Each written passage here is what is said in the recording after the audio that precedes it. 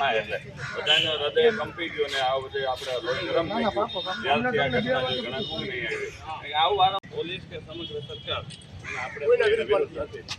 આપણે જે દોષીને સજા મળે એ આપણે એવું બતાવવાનું નથી એ છે એટલે એવી કોઈ નારેબાજી આપણે નહીં કરીએ જેથી કરીને કોઈની ભાવના આહત થાય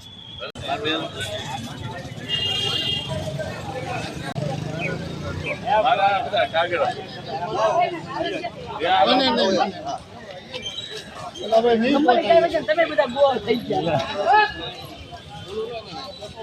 એ વાત તમારી હાચી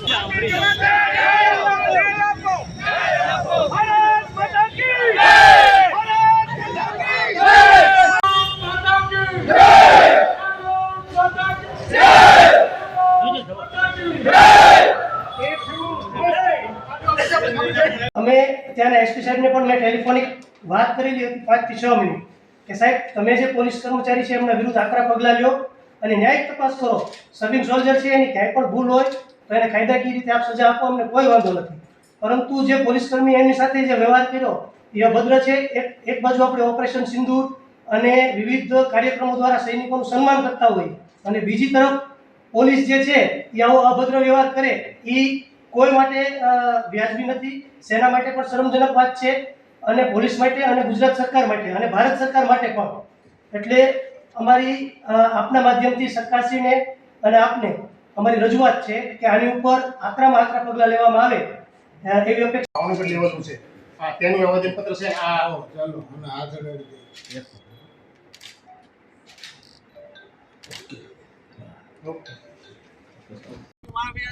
વંદે માતરમ, ભારત માતા કી જય. હું કૃષ્ણદેવસિંહ ગોહિલ, પ્રમુખ પૂર્વ સૈનિક સંકલન સમિતિ ગુજરાત રાજ્ય. આજ રોજ અમે ભાવનગર ડિસ્ટ્રિક્ટ એસોસિએશનના માધ્યમથી કલેક્ટરશ્રીને એક આવેદનપત્ર પાઠવવા આવ્યા છીએ. આપ સર્વ જાણો છો કે તારીખ 3ના રોજ હિંમતનગર ખાતે એક સર્વિંગ સોલ્જર જે પોતાની ફરજ દરમિયાન રજા ઉપર આવેલો હોય અને પોતાના પરિવારની કાર લઈ અને માર્કેટની અંદર જરૂરી સામાન લેવા જતા હોય ત્યારે હિંમતનગર પોલીસ દ્વારા એમને રોકવામાં આવે છે. માત્ર રોકવામાં જ નથી આવતા પરંતુ તેમને ઉશ્કેરી અને કાયદાની વિરુદ્ધ જઈ અને એમની સાથે બર્બરતાપૂર્વક વર્તન કરી એમને ઢોરમાર મારવામાં આવે છે. અને એટલી હદે તે પોલીસ ત્યાં રોકાતી નથી, એમને ત્યાં નજીકની ચેકપોસ્ટની અંદર લઈ જઈ અને 7 થી 8 પોલીસ દ્વારા એને માર મારી અને ઢસડી અને એમના કપડાં ફાડી અને જાહેરની અંદર એમને પોલીસની ગાડીની અંદર નાખી અને જેલમાં પૂરી દેવામાં આવે છે.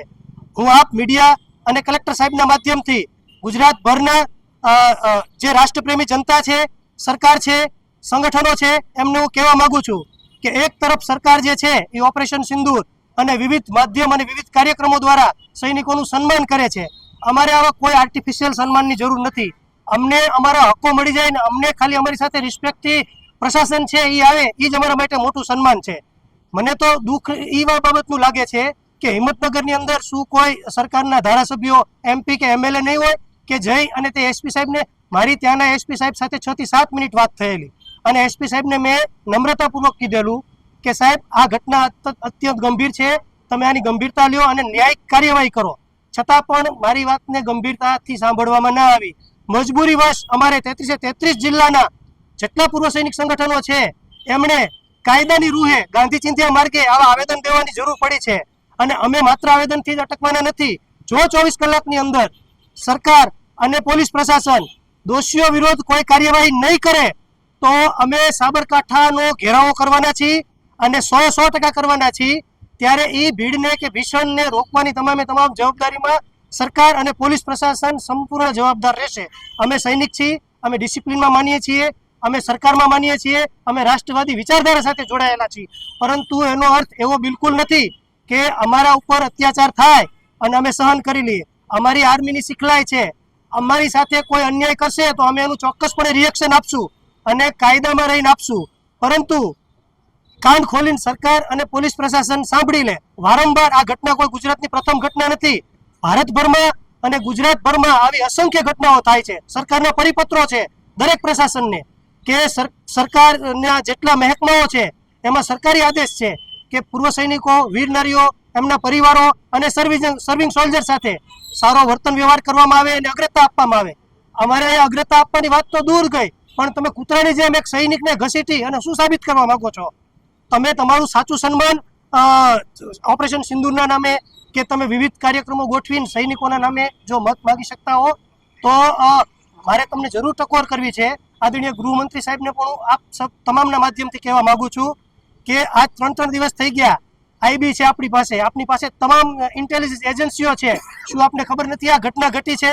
આપે 24 કલાક 72 કલાક થવા આવ્યા છતાં પણ એની પર કોઈ એક્શન નથી લીધી.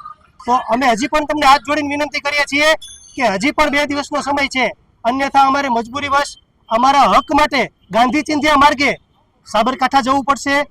તો અમને મહેરબાની કરીને મજબૂર ના કરશો. અમે ડિસિપ્લિનમાં અને કાયદામાં માનનારા લોકો છીએ, પરંતુ અમારા સન્માનના ભોગે ક્યારે પણ નહીં. વંદે માતરમ. ભારત માતા કી જય.